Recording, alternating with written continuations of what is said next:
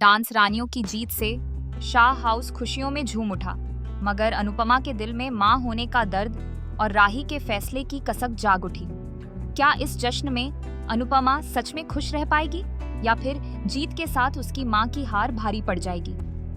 अनुपमा के latest episode के लिए हमारे चैनल को सब्सक्राइब करें।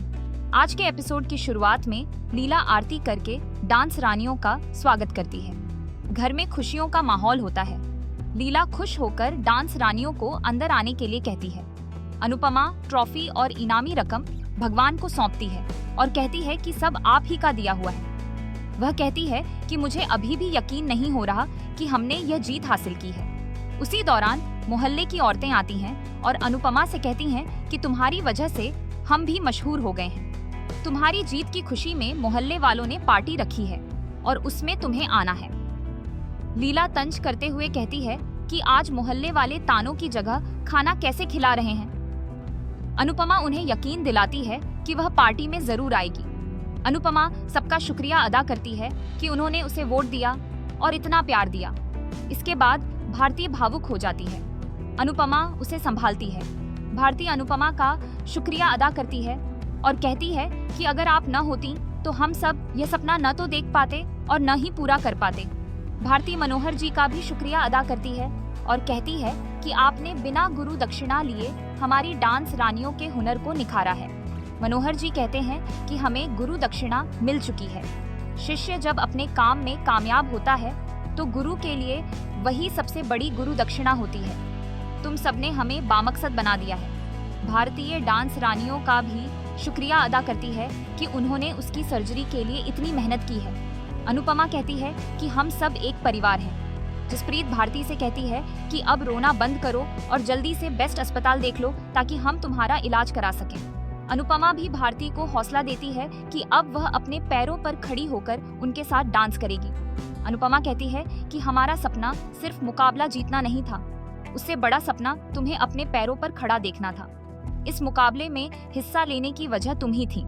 इसके बाद अनुपमा कहती है कि मुझे उस खास इंसान का भी शुक्रिया अदा करना है जिसके आते ही मेरी जिंदगी की सारी मुश्किलें दूर हो जाती हैं, जो उस वक्त मेरी जिंदगी में आती है जब मुझे उसकी सबसे ज्यादा जरूरत होती है। अनुपमा देविका का शुक्रिया अदा करती है। सरिता भी देविका का शुक्रिया अदा करती है कि उसने आखिरी वक्त में टीम का साथ दिया। जसप्रीत कहती है कि आपने दूसरी टीम के साथ जो लड़ाई की थी वो देखकर मजा आ गया। देविका कहती है कि मैं हर तरह के मुकाबले के लिए तैयार रहती हूँ। देविका सबका शुक्रिया अदा करती है और कहती है कि यह तो शुरुआत है, अभी आप सबको बहुत आगे जाना है। सब खुश होते हैं। दूसरी तरफ प्राग राही से पूजा करने के लिए कहता है। राही भगवान की आरती करती है। उसे पुरानी बातें याद आती हैं कि किस तरह प्रेम और प्राग ने उसके लिए डांस अकादमी खोली थी। उसे अकादमी में अपनी डांस प्रैक्टिस याद आती है। प्राग को भी यही बातें याद आती हैं। उसी दौरान राही आरती छोड़कर वहां से चली जाती है। प्रेम उसके पीछे जाने लगता है, लेकिन प्राग प्रेम से कहता है कि राही को अकेला छोड़ दो, रोने से उसका दुख हल्का होगा। राही ख्वाब में खुद को जीतते हुए देखती है और बहुत खुश होती है। राही को ट्रॉफी दी जाती है और वह बेहद खुश होती है। तभी वह उस ख्वाब से बाहर निकलती है और उसे याद आता है कि डांस रानियों की जीत हुई है।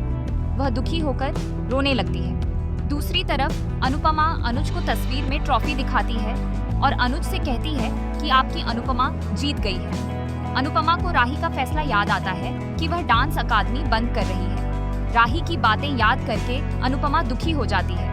वह कहती है कि मेरी जिंदगी में जीत हमेशा हार की उंगली पकड़कर ही क्यों आती है। आज अनुपमा तो जीत गई, लेकिन मेरे अंदर की माँ हार गई। क्या दोनों एक साथ नहीं जीत सकते? जैसे दुख अकेला आता है वैसे सुख अकेला क्यों नहीं आ सकता?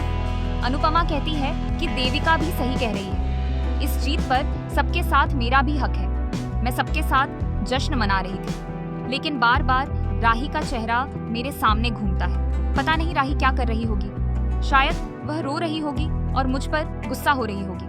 अनुपमा अनुज को बताती है कि राही ने डांस छोड़ने का फैसला किया है। आप उसे समझाइए और बुद्धि दीजिए।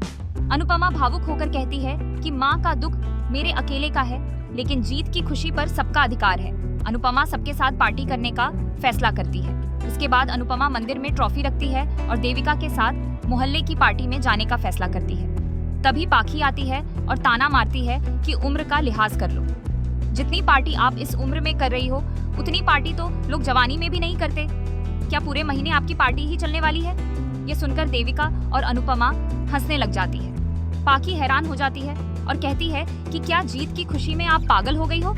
देविका कहती है कि जब तुम हार के दुख में पागल नहीं हुई तो हम जीत की खुशी में पागल कैसे हो सकते हैं? देविका पाखी से कहती है कि मेरा फोन लेकर हमारी फोटो खींचो क्योंकि हमें मीडिया को फोटो भेजनी है। अनुपमा और देविका हंसते हुए पोज देती है।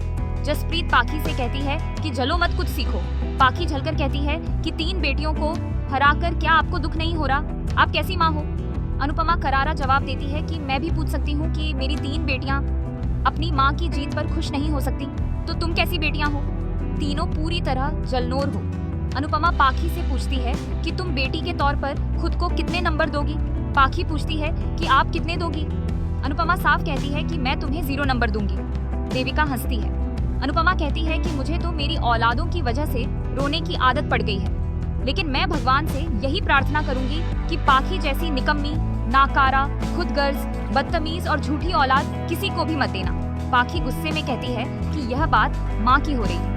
अनुपमा कहती है कि ठीक है, ईशानी को बुलाओ और उससे पूछो कि वह तुम्हें माँ के तौर पर कितने नंबर देगी। पाखी चौंक जाती है। अनुपमा कहती है कि वह भी तुम्हें 0 नंबर ही देगी। पाखी की बोलती बंद हो जाती है। अनुपमा साफ कहती है कि मैं अपनी जीत की खुशी मनाऊं या ना मनाऊं, एक दिन मनाऊं या साल भर मनाऊं, घर में मनाऊं या बाहर मनाऊं, अहमदाबाद में मनाऊं या मुंबई में मनाऊं, तुझे उससे क्या मतलब है? पाखी हैरान रह जाती है। अनुपमा कहती है कि अगर तुम लोग जीतते तो क्या तुम पार्टी नहीं करते?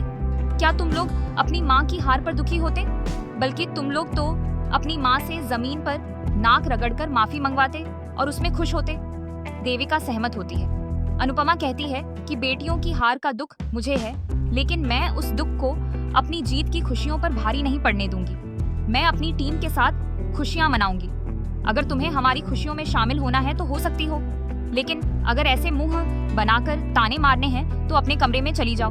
पाखी मन ही मन गुस्सा होती है। अनुपमा गणपति बप्पा का जयकारा लगाती है और ढोल बजाकर नाचने लग जाती है। सभी डांस करने लग जाती है, लेकिन पाखी गुस्सा होती है। अनुपमा ढोल बजाते हुए सबके साथ झूमती है।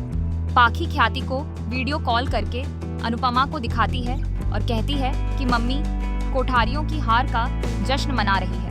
ख्याति गुस्से में पाखी को डांट देती है और कहती है कि तुम भी जले पर नमक छिड़क रही हो। आगे से मुझे कभी फोन मत करना और हमारे घर में कदम भी मत रखना।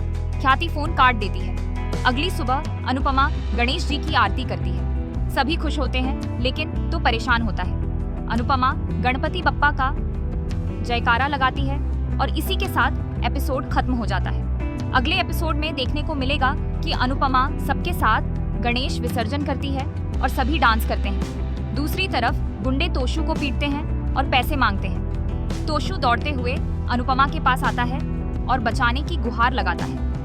अनुपमा गुस्से में कहती है कि तुम नहीं सुधरने वाले हो, अब तुमने क्या किया है? तभी गुंडे वहां आते हैं और अनुपमा पर बंदूक तान देते हैं। सभी घबरा जाते हैं। आज का एपिसोड आपको कैसा लगा? हमें कमेंट करके जरूर बताएं। साथ ही ऐसे ही डेली अपडेट्स के लिए इस वीडियो को लाइक करें और हमारे चैनल को सब्सक्राइब जरूर करें।